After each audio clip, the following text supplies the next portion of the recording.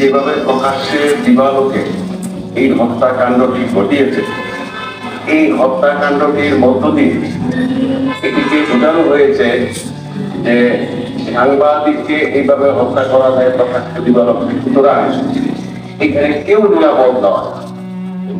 এটি একটি মেসেজ রাষ্ট্রের জন্য, রাষ্ট্রের যারা দায়িত্বে আছেন সংশ্লিষ্ট তাদের জন্য একটি গুরুত্বপূর্ণ মেসেজ।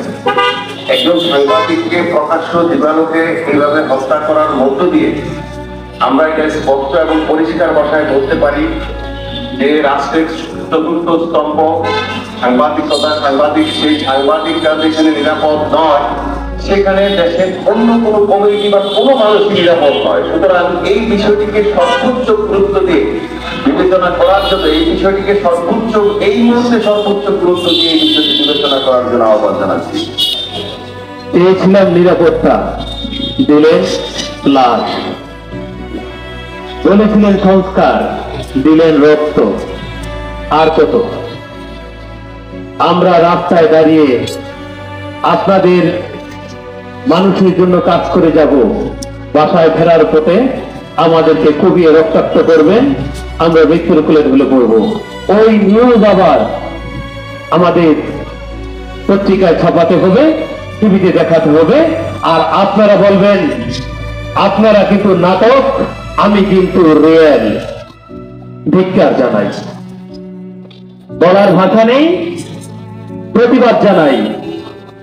কিন্তু আজকের এই মানববন্ধন থেকে আপনাদেরকে হুঁশিয়ার করে দিতে চাই, সবকিছুর কিন্তু একটা শেষ আছে। আমরা বিভিন্ন অপরাধের চিত্র আপনাদের দেখাই, এটাই যদি আমাদের অপরাধ হয় তাহলে আমরা বলবো আপনারা অপরাধ করা ছেড়ে দেন, আমরা দেখাবো না। একটু আগে এই মানববন্ধনে দাঁড়িয়ে আমাদের নরসিংদী জেলার বয়োজ্যেষ্ঠ সাংবাদিক নিবারণ দা একটা কষ্টের কথা বলে গেছেন। ওনাকে বলা হয়েছে, কোথায় এসেছিস, কেটে নদীতে ভাসিয়ে দেব। আর একটা তুহিন হয়তো হয়ে গেছিল।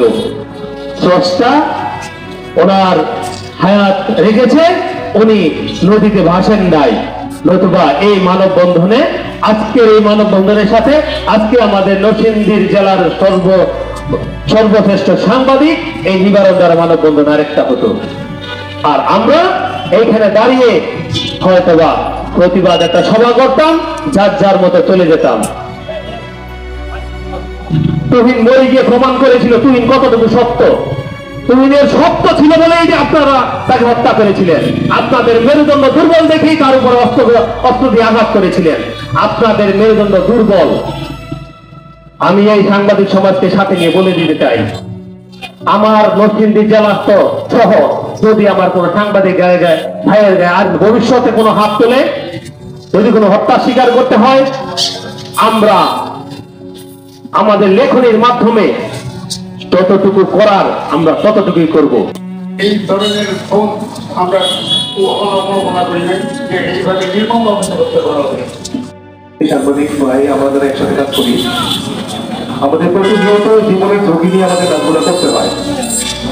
কিন্তু সেই তুলনায় প্রশাসন থেকে বা সরকার থেকে আমাদের নিজেদের জীবনের যে নিরাপত্তা, সেই নিরাপত্তা তবু আমরা পাচ্ছি না।